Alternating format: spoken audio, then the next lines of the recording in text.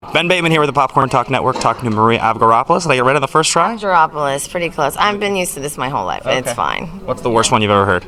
Oh, like Snuffleupagus, Marie Alphabet, Marie, like people don't even attempt it. Marie A, that's easier. Marie A. Yeah. Okay, great. There you go.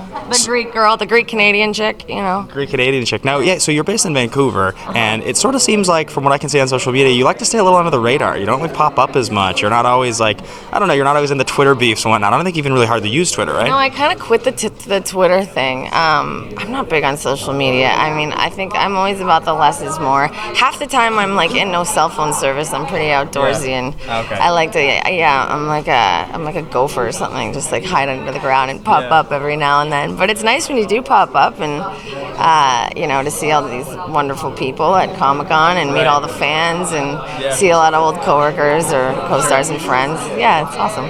Your old co-star from The 100 Ricky is a friend of mine, and he likes to talk about how you guys ride your motorcycles, and that's like what you're into. So I was like, oh, that kind of informs me about what her character's like. Yeah, we always like to make the networks freak out and just roll up to meetings on our Harleys. Yeah, I just bought another one. Now I have a purple one too. So my goal is to have more motorcycles than shoes one day. So. Wow, that must be a first in Hollywood for a beautiful woman. That can't be how it works normally. I don't know. I'm Canadian. Us Canadian girls are a little tougher than most. They're a little different. So there's like the Canadian invasion right now with Seth and those guys, and Preacher's just taking over and all that stuff. Have you like worked with those guys? You know those guys at all from back home?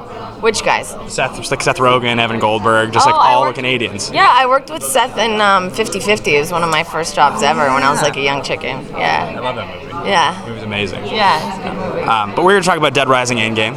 Sure. So it's zombie stuff. It's more sci-fi stuff. So I feel like the last few years of your career have just been all sci-fi and genre stuff. Yeah? I don't know why, because I don't watch sci-fi ever. No. Huh. You're not like a Star Wars fan? Nope. You don't have like a Star Trek action figure collection or something? Nope. I've never even seen any of those movies. Wow. I know. Okay. I probably just lost a lot of fans just now. But hey, I'm honest, I'm always going to be honest and keep it real. Yeah. So let me ask you, like the transition that you went through as Octavia in 100, going from sort of like a high school aged, very like I guess ditzy girl, we're back bitches, that whole moment, to obviously who you are on the show now, which is amazing. That's not very common for like the ingenue leading lady of somebody who plays the roles that you're often cast for. What's it like when you read a script now and you say, I don't get to fight with a sword, I don't get to be a total badass here, I don't get to just like pay my own way? It's got to be a little bit disappointing to see a lot of the stuff that comes out, right? I feel like scripts are getting a lot better nowadays because people are actually realizing that women can go up to bat just like the men can, and it's about time these things are happening. So yeah, I've had the pleasure to play a lot of strong female characters that are inspiring young women. Because I think for like a good chunk of time there was a lot of. There's so much more to women than taking their clothes off and just, getting ready for 3 hours in front of the mirror and that's it. So to play a woman that's smart, that's brave, that's still flawed and fucks up all the time because at the end of the day, that's who I am too. I'm still figuring it out. I'm learning. That's what your 20s are about. So it's just wonderful to play these relatable characters and have young women and young boys, young men look up to us as well. So when you're talking about something like this, and it's a new platform, Crackle, obviously there's a lot of buzz around Crackle right now. Does that affect sort of like the choices that you make as an actress anymore when you're looking at the projects you take, or is everything just kind of even playing field in your mind now just because premium television is it's become destination digital? Everything's the same now, right?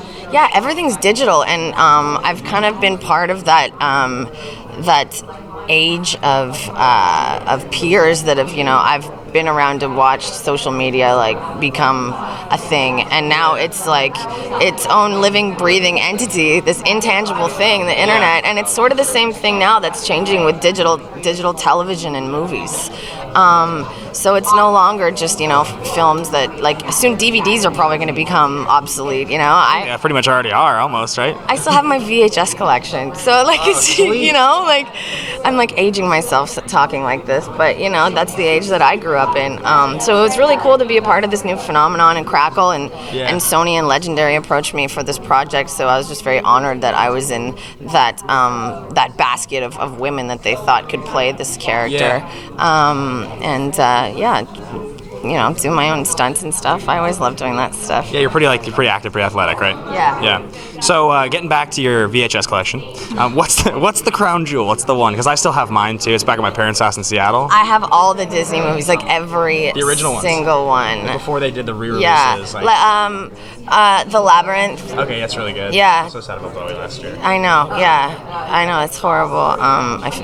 Condolences to everybody with that. That's awful. But yeah, he was such a legend, and I love The Labyrinth. I can watch that over and over and over again. Beetlejuice. Yeah, Beetlejuice. Yeah, I have that on VHS. Yeah. I love Mulan. That's another that was like the. Because all the other Disney movies are these women that need to be saved by these princes or something. This is what we were talking about just a second ago, right? But she didn't need any saving. She's like, I'll just become my own. Like, you trick them and think, that I'm a boy and go to war. What's the song from that?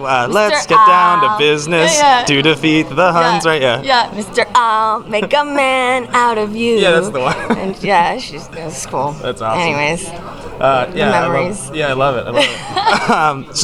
But you have no plans to relocate from Canada. You're staying there. You love it. You love to stay in the homeland. My green card got denied twice, so I'm not really allowed to live here anymore. So I just pop in and out. It's unbelievable. I know they don't want Canadians. What's up with that? Yeah. Yeah.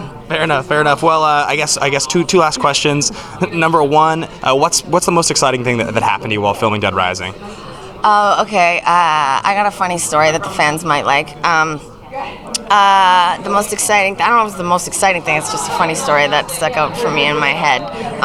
Towards the end of the movie, where we get captured and the villain character, he had to sort of grope me a little, and Pat came up to me and he's like, "Are you okay with this?" And I'm like, "I don't know, no, but okay, the only way I'm okay with this, he can grab a little boob, however, at the end when I kill him, I need to stab him in his junk with the knife. And it needs to be in the junk, but it needs to be revealed.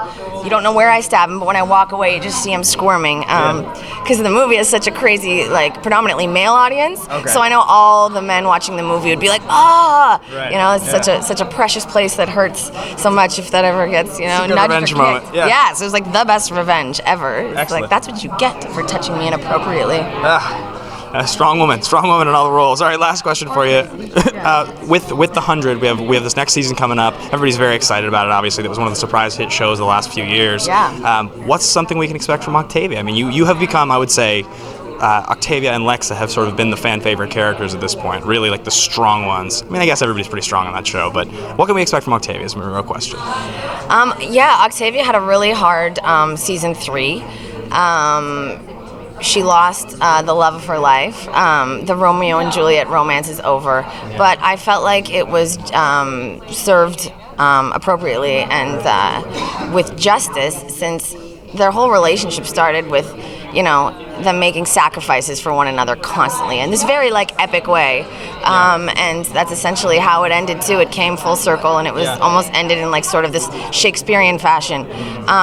So Octavia had to learn take all the things she learned from Indra. Warrior doesn't cry until the war is over, and that's when you could see the revenge on her face that she wanted to get for Pike when she watched him when she watched him be executed. Indra, I forgot. She's really awesome too. Oh God, I love Edina Porter. She's such a that's a strong woman in real life. Anyways, so when it came, Octavia's always been a really emotionally impulsive person. And I love how flawed she is. She battles her own mind constantly and just tries to hang in there and stay strong and figure it out. And that's, where she made that error, was stabbing Pike in the leg when she needed him to fight the attack. He eventually got what he deserved. Is he confirmed dead? I mean, we didn't see him die. We see him he's pretty mauled up, but Pike's gone. Octavia would make sure that Pike is gone after what he did. It's a good moment. It's a really good moment. Yeah. So she thought that murder would band-aid the hole in her heart. But it does not. So next season, Octavia gets even darker. She kind of goes rogue, and you're going to see her become an assassin and team up with a character and a group of people that you guys are very familiar with. I won't tell you who it is to spoil anything, but I'm really excited to explore even more tragic, darker corners of Octavia Blake. the darkness of the show is probably the most endearing quality, like Lincoln's drug storyline, things like that they've really touched real issues, and I think that show's incredible. Constantly, and our show is very controversial with the fans. They're always upset about something, but at the end of the day, we're making a show that people are talking about, and they're so invested in these characters, and I'm so grateful for our wonderful fans that are so long for the ride and supportive and always talking about it, talking about the issues. It's bringing up issues in the media, that things that do need to be talked about, and we're inspiring young people to be strong, and we get lots of letters from them saying we've helped them through mental illness or this or that, or I don't know, all these issues. So I'm just really grateful that we could be doing that for people. Yeah, unbelievable. Well, Maria, thank you so much for talking to me. This was a real pleasure for me, and congratulations and best luck on everything. Popcorn, there you go.